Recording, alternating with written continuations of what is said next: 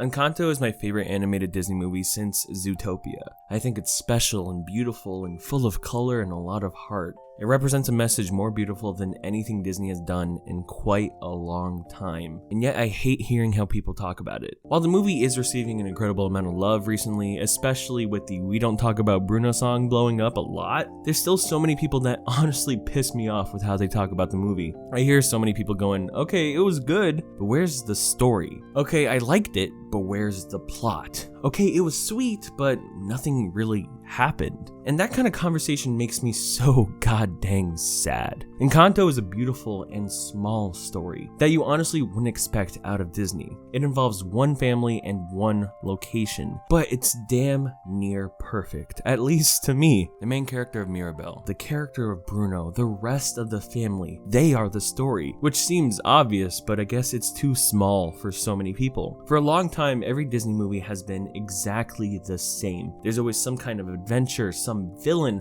some great quest, or terrible stakes that are just deadly. But Encanto doesn't really do any of that. Not to say it doesn't feature stakes or drama or anything, that would be kind of stupid to say, but it's not grand, and I like that. Yet I hear so many people and their criticisms is that it's just not grand enough. And I ask why? Why does a story have to be some grand adventure, some world-ending story with a terrible crap twist villain that's boring, that's lame? I'm sick of hearing that people are actually upset that there isn't a villain, and I'm like, what? Why would there be a villain in this story? Why on earth does there need to be a villain in this story? There just doesn't. In a way, you can argue that the grandma is a villain. I think a lot of people do, but the grandma is more just stubborn than villainous. It takes a lot for her to learn like an actual person would. And I think her arc throughout the movie of recognizing is very special. I think her arc and backstory is incredibly beautiful and tragic. This little backstory holds more emotion in its little candlelight than the last 20 years of Disney movies.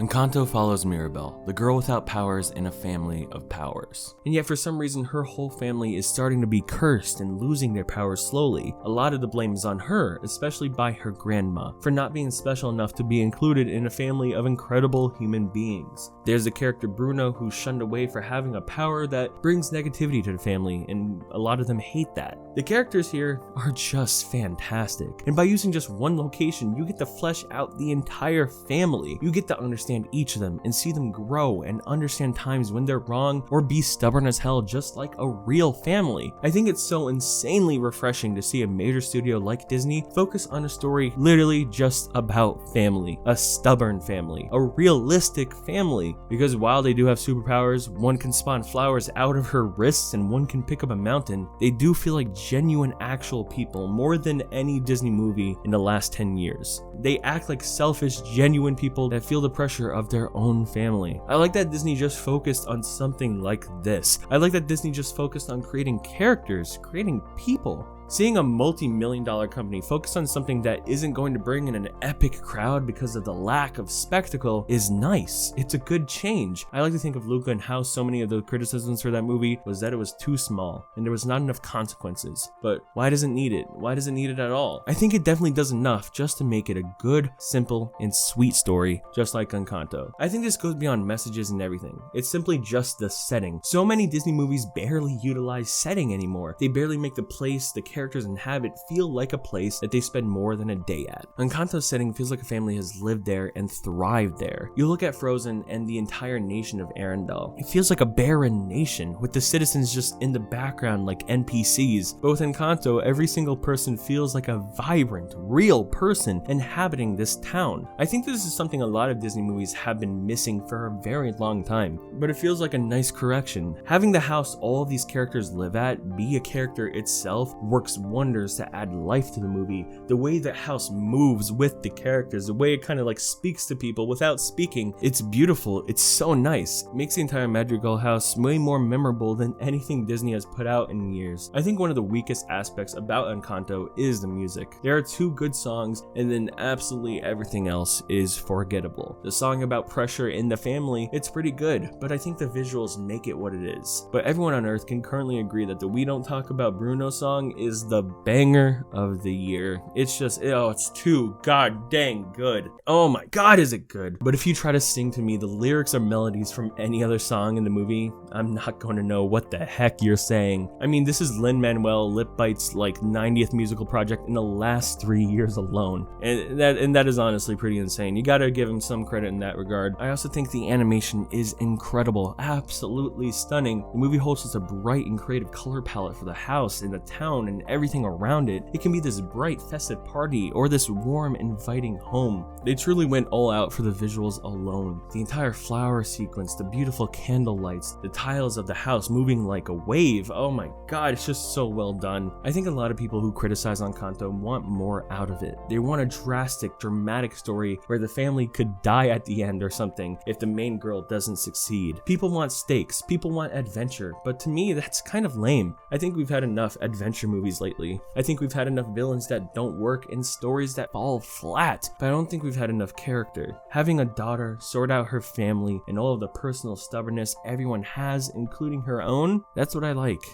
And that's what I want to see more of.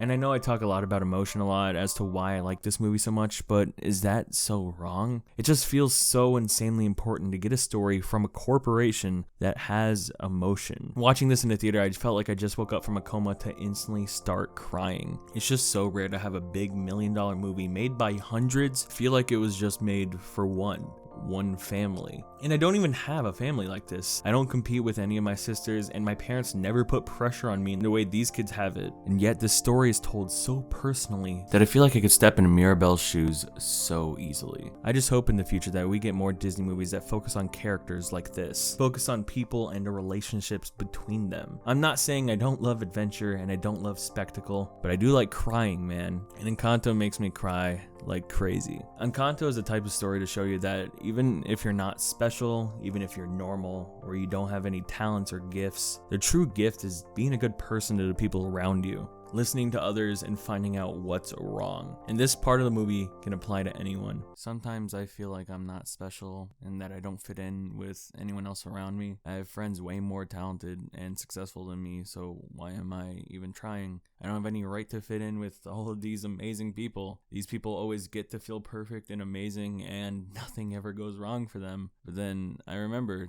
that's not the case. The people in my life, they're just like me. They feel the same pressure and pain even if they can move a mountain. And recognizing that is always the hardest part. And even if I can't move a mountain myself, I have to learn that that's okay, because I can do so much more.